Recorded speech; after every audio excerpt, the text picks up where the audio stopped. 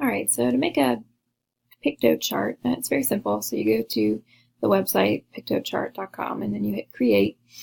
And you can actually set up an account. I'm pretty sure you can do it through Google too. Anyway, so you go on and you can create a new one. You can do it from a blank template, or you can pick a template that's free. That's what I do.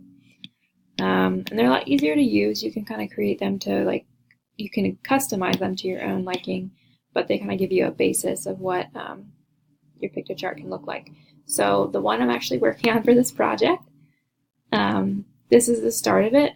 So you can add little titles and things and move them around.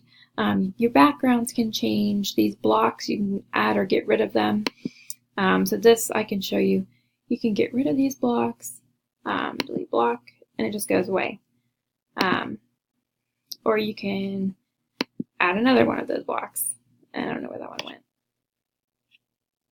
Okay, just gonna do that.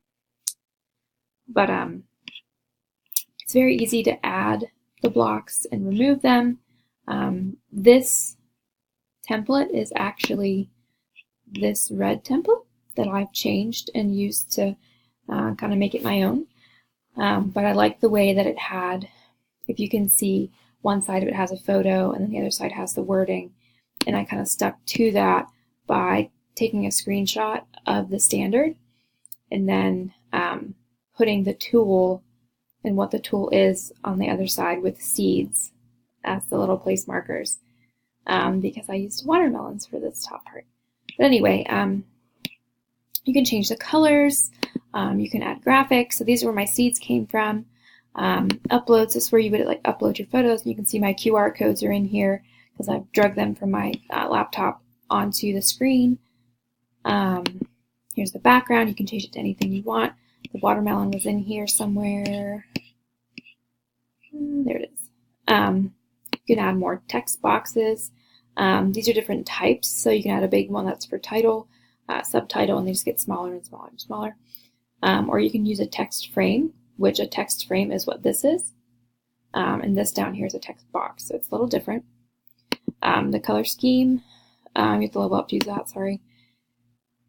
But you can add other things in here. It's very easy to use. There's not a lot of, you don't have to be super technical to use one of these. You just have to be ready to work. But they're very easy to work with. I think continuing forward, I'm going to be using piktochart instead of Prezi or even Glogster. I've used a couple of those as well.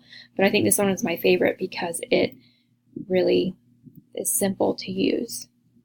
So yeah, thank you.